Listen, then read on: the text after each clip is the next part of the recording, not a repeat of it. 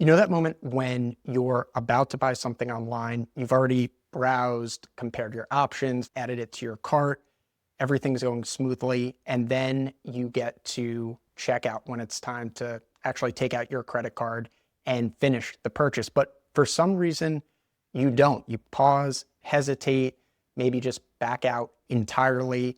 Why does this happen? That checkout page is your last moment to reconsider. Maybe it's too expensive. Maybe there's another option out there. We've all been there as customers, but on the other side, as product people, researchers, teams, all of that consideration and all of those decisions get reduced to a single data point, a user who drops off at checkout.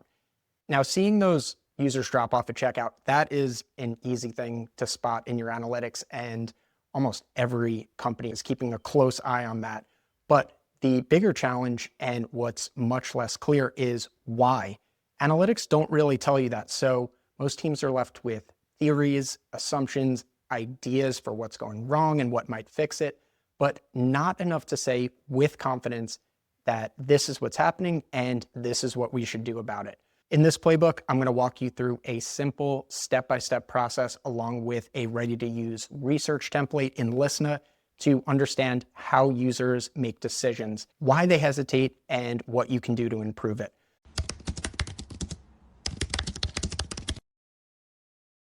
So before we get into the study, let me walk you through the product and the scenario that we're going to be working with for this video. We're going to take on the role of researchers, product designers for a meal delivery service called Weeknight.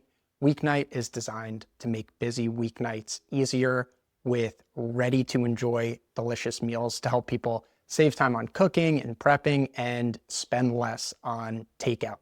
Weeknight's got a large menu. They've got support for all different tastes and dietary preferences.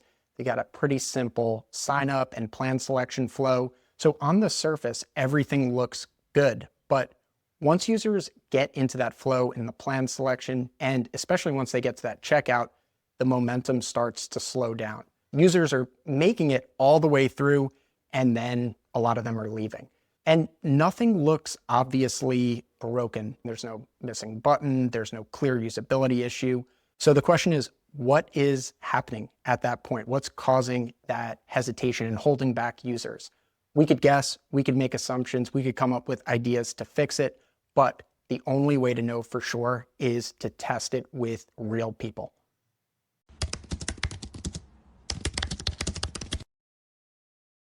So to do this, to see what's going on with our checkout flow, I'm going to use this study template that I built specifically for evaluating and ultimately improving checkout flows. If you want to follow along, the link is in the description. You can go ahead and open that up in your Lyssna account, and you should be seeing what I'm seeing here on this build screen where we're going to edit our study. We're going to get into the details of that in just a second, but at a high level, this study is pretty simple. It's a live website test paired with some targeted follow-up questions. So we're sending participants to the Weeknight checkout flow, asking them to do a couple tasks, and then asking them a few questions after to reflect on their experience and, more specifically, see how they're feeling at that point of checkout. So this version of the template is created for the Weeknight example, but as we get into the details, I'll show you how to adapt it to your own product and your own checkout flow.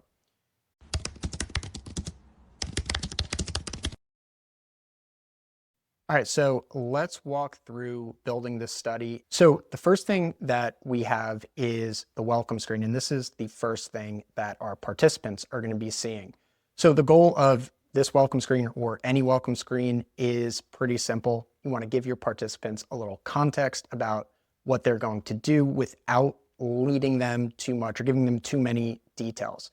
You want to keep it short, friendly, and make sure that your participants know that you're looking for open, honest feedback, not right or wrong answers. So here you can see the example that I wrote out for our Weeknight study. You can use this as a starting point, keep it simple, friendly, and set the tone for the rest of the study. So now that we've got our welcome screen, let's go down to the main part of our study, which is the live website test. So the first thing that we want to set up when creating a live website test section is our URL. This is the page that participants are going to get dropped onto to begin their task. So for this one, I put the Weeknight demo link. You can use anything for this. Your homepage link, a shop page, an individual product page. Think about what works best for your product and scenario, what's best going to simulate that browsing and checkout experience, and drop the link in. Now, one thing to make note of with a live website test, participants, their screen, and in some cases, their camera and mic are going to be recorded. So you're going to be able to see them and hear them walk through that flow. So that recording data is super valuable for a deeper understanding of what's going wrong and how to improve your checkout process. Now that we've got our starting link set up, let's move down here to our instructions or our task scenario. This is the task or the goal that we're going to give to our participants before they get started and before they start clicking around. So a good task scenario does two things. It gives participants a realistic reason or job to be done on your site or your checkout flow, and it gives them a clear place to stop.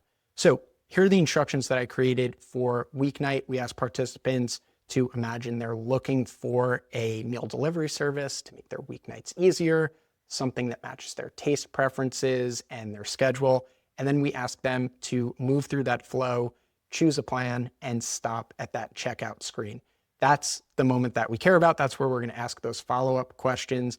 And that's where we're going to go from observing their behavior to seeing their overall feedback of the experience and how confident or not confident they're feeling to move forward. When you create a task scenario for your own study, keep it simple, clear, make it a common task or goal, something that people actually come to your website to do, and give a clear endpoint. That way, participants will easily understand the task and can focus on actually doing it and sharing all that good feedback with you along the way. Now, let's go down to our follow-up questions. These are probably the most important things to get right.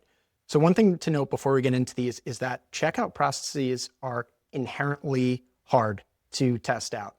Saying that you would check out and pay for something is very different than actually taking your credit card out and doing it. Self-reported purchase intent has some real limitations. So rather than just asking, would you buy this or would you sign up for this Weeknight plan, we're going to take a different approach here. We're going to look at the core reasons that someone would come here in the first place. For Weeknight, that's to find meals that they like, that meet their preferences, that are flexible and easy to get delivered. So instead of asking if they'd pay, we're going to ask them, now that you've been through the flow, how confident are you that Weeknight is actually going to deliver on this value? If you're adapting this to your own checkout flow, this is the key move. You want to think about the core value props that your product is promising, the goals that users would have as they're going through that checkout process. Don't ask users if they would pay or if they would check out. Ask them how confident they are that those needs are going to be met. So we've got our 3 confidence questions, and then we get down to a purchase intent question. How likely would you be to continue with this purchase based on what you've seen? Finally, our last question is the open-ended one, asking participants to explain their reasoning, their confidence level, and anything that might be missing in their own words. And that last question is where a lot of the richest findings and insights are going to come from.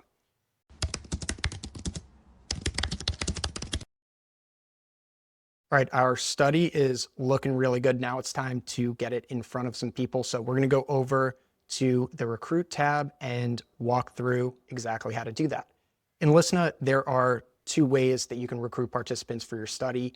You can recruit them with a link. This is going to create a shareable link that you can paste anywhere and automatically invite participants to this live website test. So this is great if you've already got an email list or a customer base that you want to pull from and send to directly. The other option is to recruit from Lyssna's panel. That's going to give you access to a global participant pool with a ton of filters and options to get your study in front of exactly the right audience. So you can use either of these recruitment methods, or you can use both of them together. But usually for the most efficient, effective, and fast, high quality responses, the panel is going to be your best bet. So that's what we're going to start with here. We've got a couple options we need to set before launching our study. First one is the sample size. How many participants do we want to launch this study to? Now, I'm going to drag this all the way down to 10. For a usability study like this one, 10 participants is a really good starting point. It's going to allow you to see some common behavior, themes, maybe pain points emerge. And if you ever want to increase the sample size and get it out there to more people, you can always place another order. So I'm going to leave it at 10 for right now.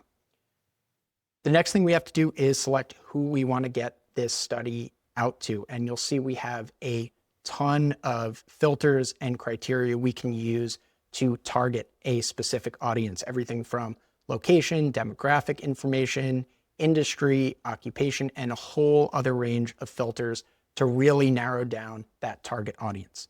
Now, I'm going to keep this really simple and pretty broad and just target participants in the United States, but you can go through the filters on your own and see a lot more specific criteria that you can use to really hone in on your own specific audience. We've got our sample size set, we've got our audience criteria, and we're ready to launch. So I'm going to go ahead and submit the order and take a quick break while we let the results roll in.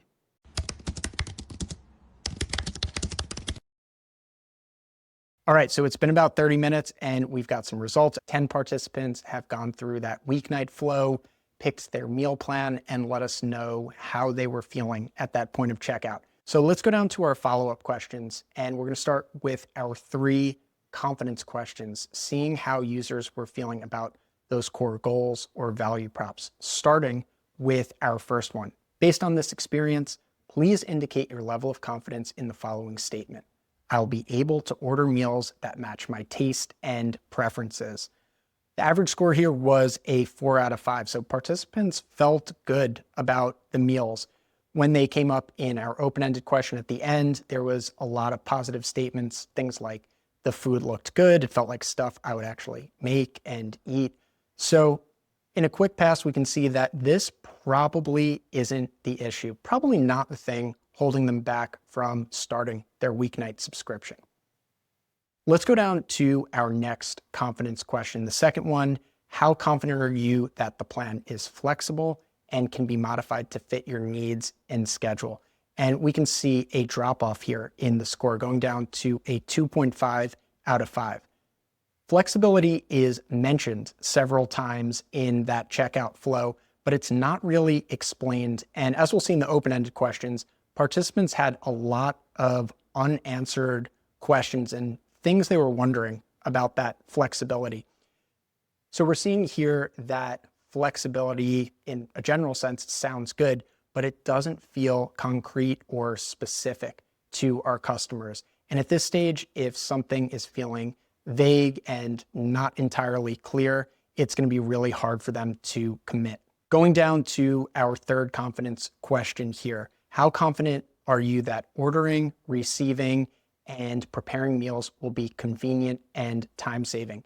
And we're seeing here another big drop-off down to a 2.5, with 6 of our participants scoring it at a 2. Without those specifics and what makes it convenient, it starts to feel uncertain, and this is where things start to flip. Instead of seeing Weeknight as a time-saving, convenient option, as we'll see in the open-ended responses, it moves towards feeling like another thing to manage and keep track of. That shift and some of the other factors in these questions is giving us some solid direction into why users are hesitating and potentially dropping off. Let's go to question 4, our most direct follow-up question. How ready were participants to move forward? Out of 10 participants, 1 was ready to go. They said they'd move forward without any additional information or questions, but 7 said that they'd consider it but would not continue without more info, and 2 participants said that they wouldn't continue with this purchase. They'd probably leave, never to be seen again. That middle group, the ones who would consider but wouldn't move forward without more information, That is the most important to me. And that would be our biggest signal here of what's going on at checkout. It's not a usability problem.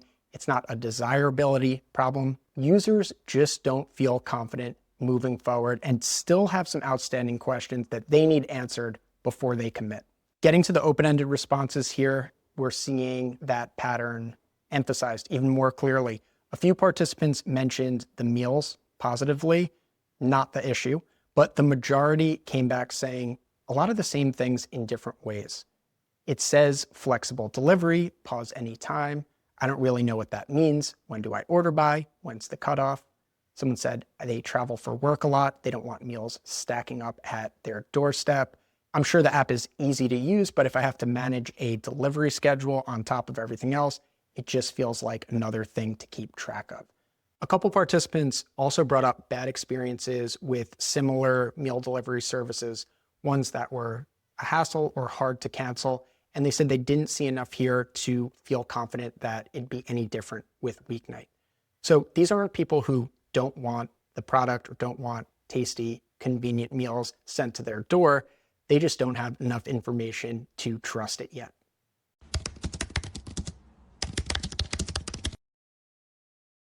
Across all of it, participants were really asking for a lot of the same things. They wanted clarity on how that flexibility would actually work in practice, specifics on schedules and delivery, and an overall clearer picture of what the experience looks like after sign up. So now we don't have to guess what's going on at checkout and the steps leading up to it. We can see what's missing, what's causing hesitation, and we've got some direction on how to improve it. If you want to improve your checkout flow, it's not enough to know where users are dropping off. You have to understand why. Boosting a conversion rate isn't just about getting users through the checkout process. It's about understanding how they're feeling at that point, their confidence, their hesitation, and all the factors that led up to it. So if you want to improve yours, grab the template, adapt it to your own product and checkout process, launch the study, and see where that confidence breaks down for your own users. And more importantly, what you can do to improve it. We're putting out more research playbooks just like this one to help you do efficient, effective research and make better product decisions. So if you enjoyed this one, give us a like and subscribe for more. And of course, let me know what you're working on. Is there a product challenge or decision that you're working through, maybe a question you desperately need answered by your users? Drop it in the comments and maybe we'll feature it in an upcoming playbook. Thanks. See you in the next one.